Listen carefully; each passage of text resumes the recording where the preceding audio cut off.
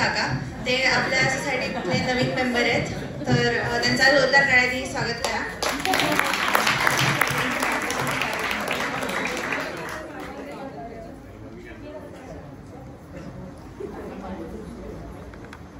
Hello.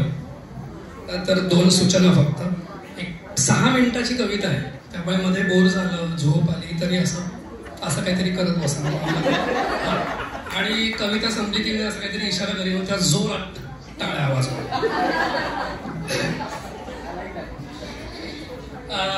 तर एक background की मागच्या वर्षात आमच्या आयुष्यात आम्ही 2 मोठे डिसिजन घेतले. एक तर परदेशातून पुण्यात शिफ्ट व्हायचं आणि दुसरं म्हणजे जिथे इतकी वर्ष राहायचो ते घर सोडून स्वरूप पार्कमध्ये शिफ्ट व्हायचं. आणि दुसरा डिसिजन फार भारी होता आहे असं कळायला लागलंय. तर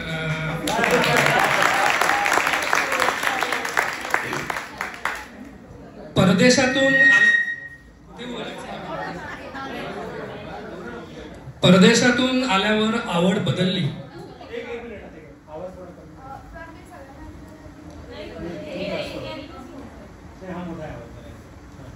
परदेशातून आल्यावर आवड बदलली. ज्या घरात लहानाचा मोठा झालो तीच जागा आता लहान वाटायला लागली.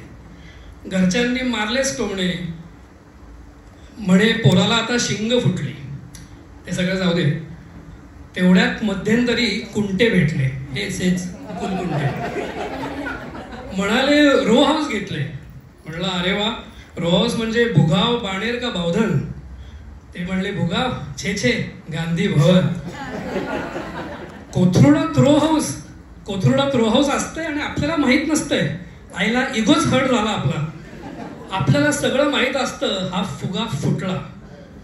कुंटे म्हणाले या एकदा दाखवीन मज्जा. आपण गेलोच लगेच त्यांचं घर बघायला. हिरव्या गार झाडातून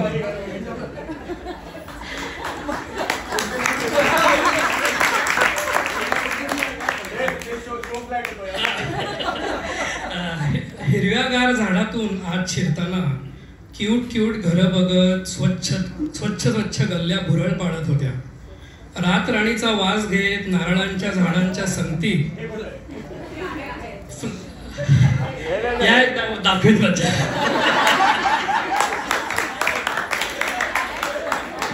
रातराणीचा वास घेत नारळांच्या झाडाच्या संगतीत फ्लोरिडाच्या आठवणीत चालत राहिलो नुसता. एकही कबूतर नाही, पण लहान पक्ष्यांचा किलबिलाट होता हवासा. स्वरूप पार्कच्या या प्लेझंट वाईब्सनी घेतला मनाचा ताबा. मंद वारा नीरव शांततेत फ्रेश करून गेली ती स्वरूप मधली प्रसन्न नाईट. दाढी पांढरी झाली, 40शी झाली तरी अनुभवलं लव्ह ॲट फर्स्ट साईट.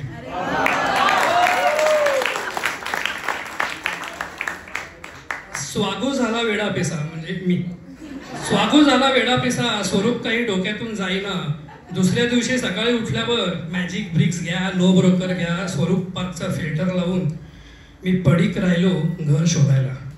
तसं म्हणलं तर कोथरूडात बघितली घरं 56, पण फायनल केलं रो हाऊस नंबर 58.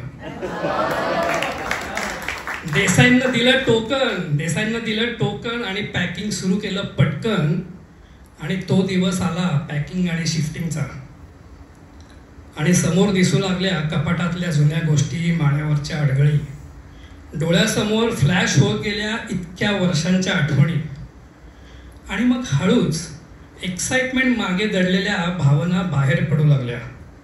इमोशनच्या गर्दीत मनातला किडा सरकवला आणि काळजीने इतकी वर्ष आपण इथे राहतोय, आपण हे इथे आतले आहोत, पण आता तिकडे गेल्यावर आपण क्षणार्धात होऊ का बाहेरचे? इकडचं सामान तिकडे हल्लं, पण मनातला तो किडा काही जाईना. आपण होऊ का तिकडे बाहेरचे?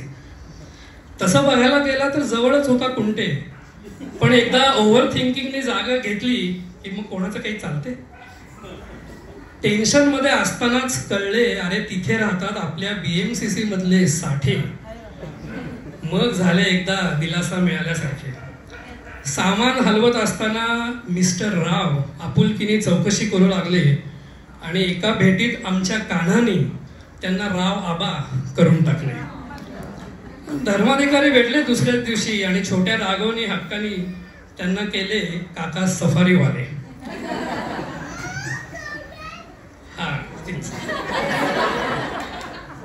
मग काय, कान्हाने जमवली टाळकी आणि दिवसभर राडे सुरू झाले. पोरं सूट सेट झाली आणि एकदम हुश झाले. इतक्यात मिस्टर सोनींकडून ॲव्होकाडो देत स्वागतचे स्वागत झाले. पाटणकरांचे पोट आणि मन अति प्रचंड खुश झाले.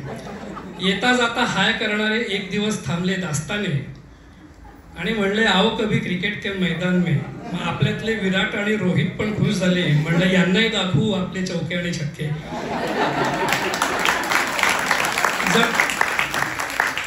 जणू काही एकाच दिवसात हे बनले होते माझे होमग्राऊंड असं काहीतरी म्हणत होतो. असो, तुमच्या सर्वांसारखे शेजारी लाभले हे आपल्याला एक नंबर वाटले.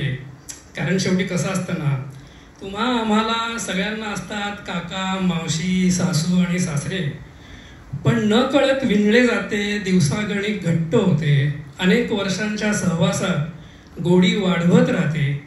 असे डीप असते मॅजिकल नाते शेजाऱ्यांचे.